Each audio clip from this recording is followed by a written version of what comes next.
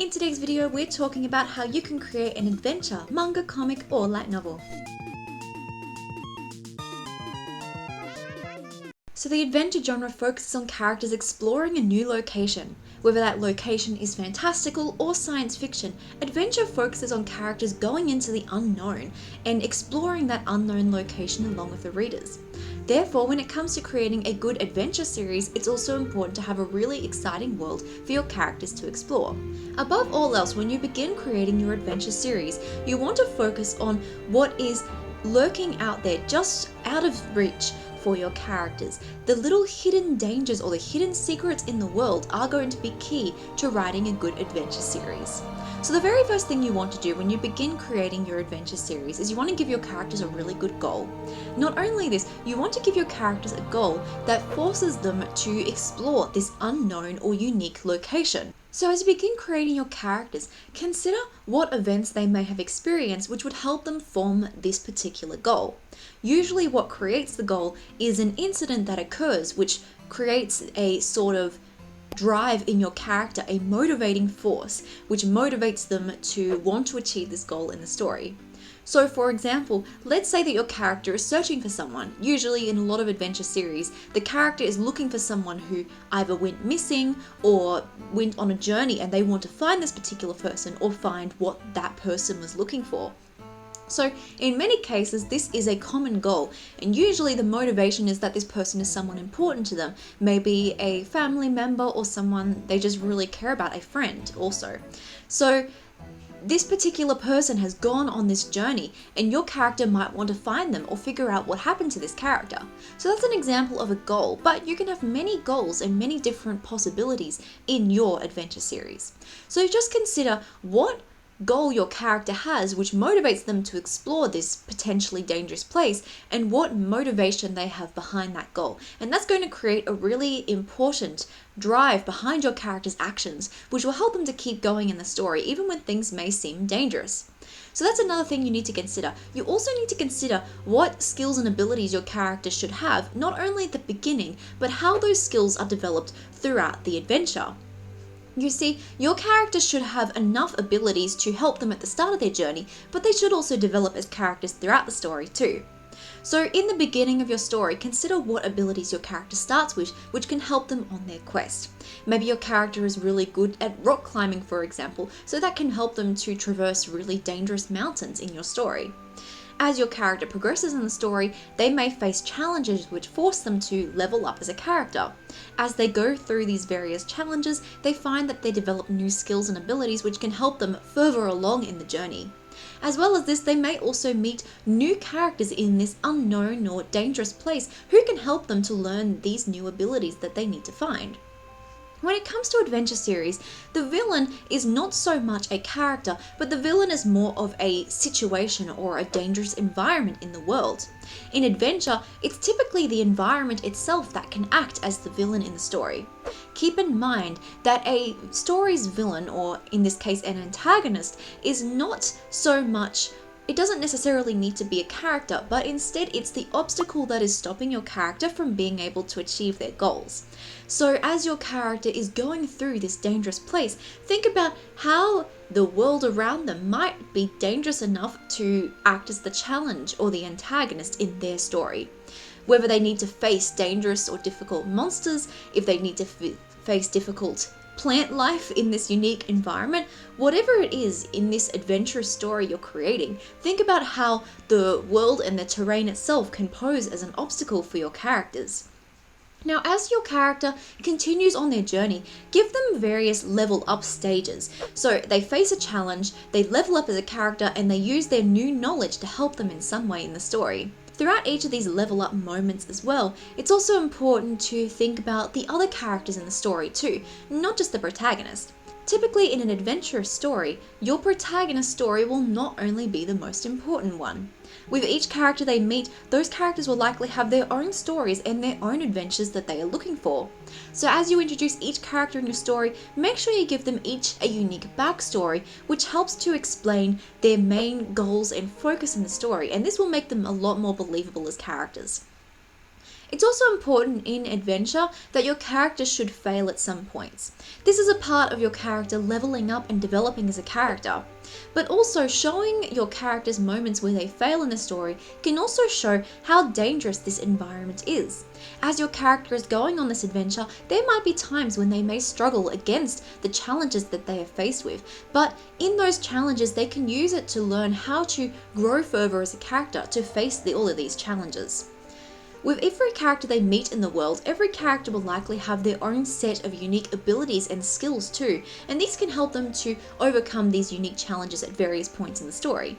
So it can be very helpful when you're creating an adventure story to keep a list of your character's abilities and skills. So give each character a sort of skill sheet which you can refer to as you create it, and this can help you to keep in mind what each character's unique abilities are. So if there is a challenge in your story, you can say, well, this character would be the most suitable character to go on this quest, basically. As there is not a major antagonist in the story, keep in mind that your character may face smaller villains along the way.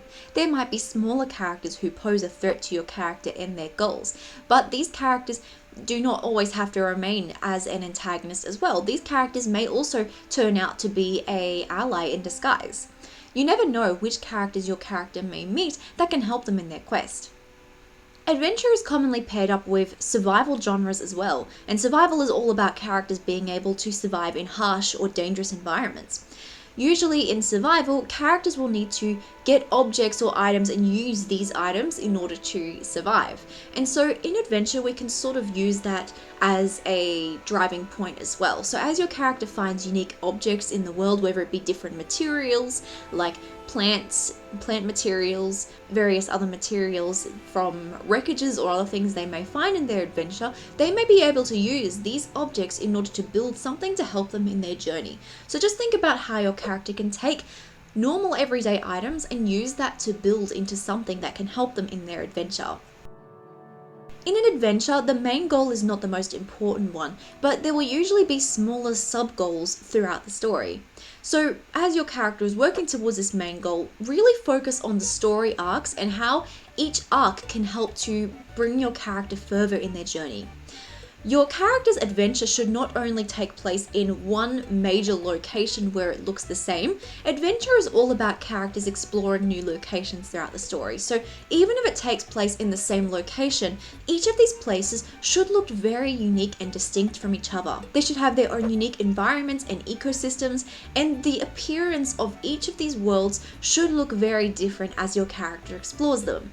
So in adventure, try to avoid creating a location that looks the same throughout the entire story. Make sure that in every location your character goes through, it feels and looks different. It has its own unique name and it has its own unique features that really make it appear very different from the other locations your character has explored. In adventure, it's really important to focus on the smaller features that may be hidden, the hidden secrets of these unique locations. So as you create each location, think about how your character's goals may take them through this world and what little secrets you can add that your character may discover within these locations. Now in this as well, I'm thinking more of old school RPGs. Like, I'm a really big fan of Morrowind, and in Morrowind there is all these little secret locations. So if you really explore a unique location, you'll usually find some hidden secret or hidden item to find in there. And so this is something you can take into your adventure stories too. When your character is exploring a new cave, for example, maybe it looks like an ordinary cave, but there's actually a secret passage leading into a unique location in the cave.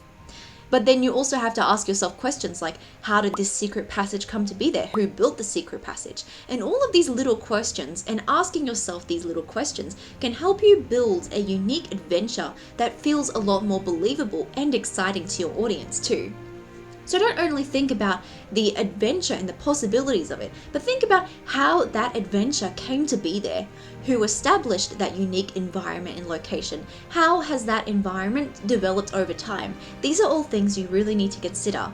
And if you need any help with this, especially when it comes to the world building, I'd love it if you'd check out my world building workbook available on my website. It has so many available exercises and techniques that take you through every step of the process, and you can actually fill in your own answers in the boxes as you create your own world. So it can be very helpful to have as a resource as you're creating a world to refer to in order to help you build a world that not only you'll love, but your readers will love too.